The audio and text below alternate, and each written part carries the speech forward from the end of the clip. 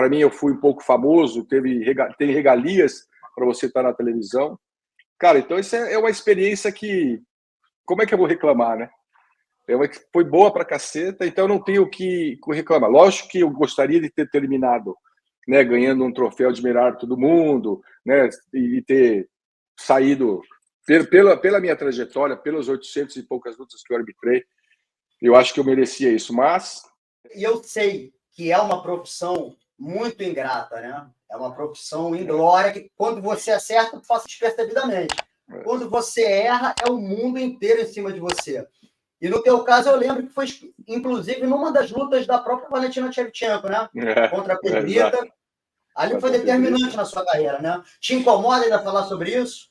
Não, eu sou muito casca grossa nisso aí, né? Porque eu estou há 20 e poucos anos nesse mercado. E aí, depois, analisando sobre até essa luta da Valentina, o meu problema foi que eu era lutador antes de árbitro. E na nossa época, quando a gente começou no Vale Tudo, no Nose Hold Bar lá, não tinha muita regra, não tinha essa regras, né, universal. Então, a gente ia conforme ia acontecendo. Eu sempre segui um pouco de uma carta, só que a minha visão era o quê? Do lutador. Quando você estava no corner, eu ia falar com você, né, no vestiário, eu falava assim, ó, enquanto você estiver se defendendo inteligentemente, eu não vou parar a luta. Quando eu falar para você, vou parar a luta, você se mexer, você se defender, eu não vou parar. Essa é a cabeça do lutador. É o que eu gostaria que acontecesse quando eu lutava, se eu estivesse lutando, o árbitro chegasse e me ajudasse, que não for terminar qualquer lugar. Então, assim, depois analisando a luta, eu arbitrei a luta como lutador. Então, eu dava chance para a Pedrita, toda vez que eu falava para ela, vou parar a luta, ela mexia. Vou parar a luta, ela mexia. Então, eu, como falei para ela antes, enquanto você se mexeu inteligentemente, defendendo inteligentemente, eu não vou parar, eu não parei. Só que depois vendo, foi muita até que muitos socos também não teve muita, né, lesão, mas para a televisão, para a mídia, foi muito disparado. Né, em termos de técnicas e tudo, deveria hoje ter parado antes? Sim.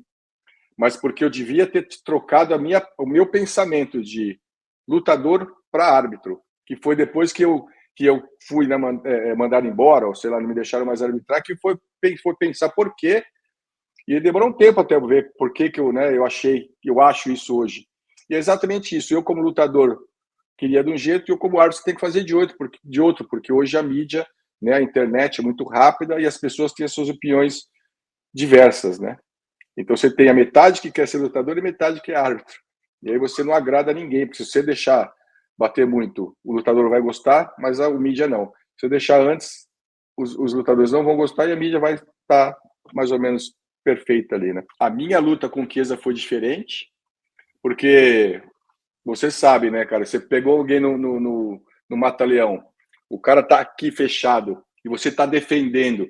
De repente, sei lá, abre a mão aqui e faz assim, cai a mão. O que você pensa? Você com faixa preta, você entendeu, tá anos vendo o neguinho amolecer, porque pode ser um segundo, meio segundo.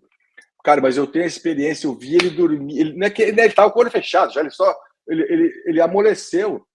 Aí depois ele deu uma entrevista falando que a técnica dele é relaxar para sair do mata-leão. Cara, sabe muito bem, né, cara? Se eu estou encaixado no mata-leão, você vai relaxar, você vai dormir até amanhã. Ele podia ter falado que ele foi, mas eu acho que ele errou e depois, e assim, como eu entrevi muito rápido, ele voltou rápido.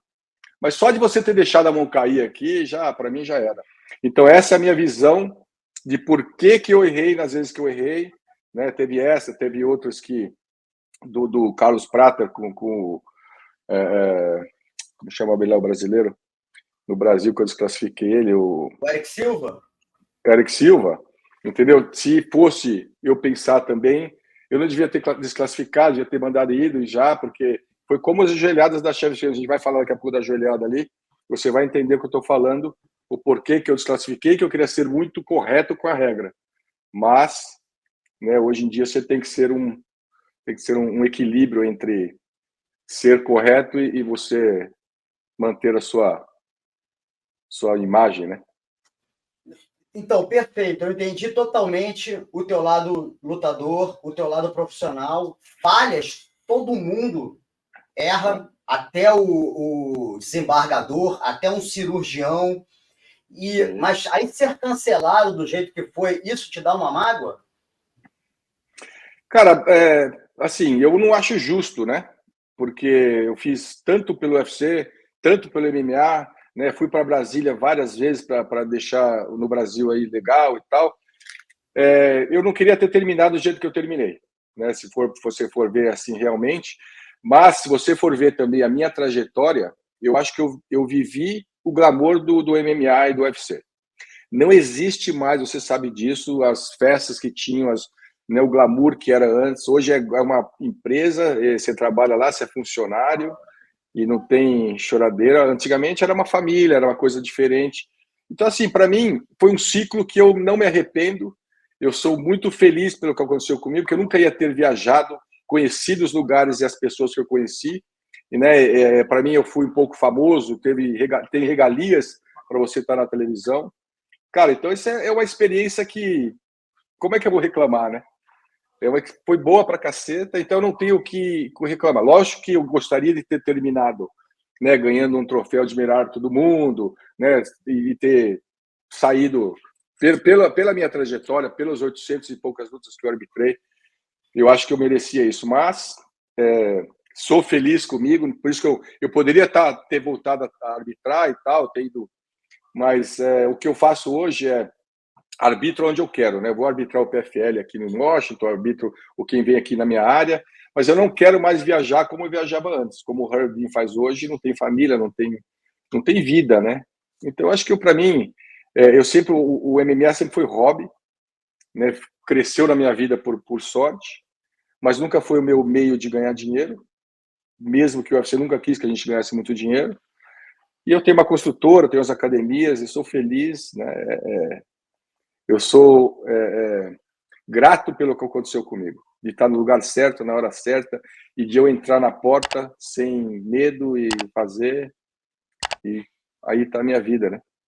Me construiu. Sou quem sou por isso.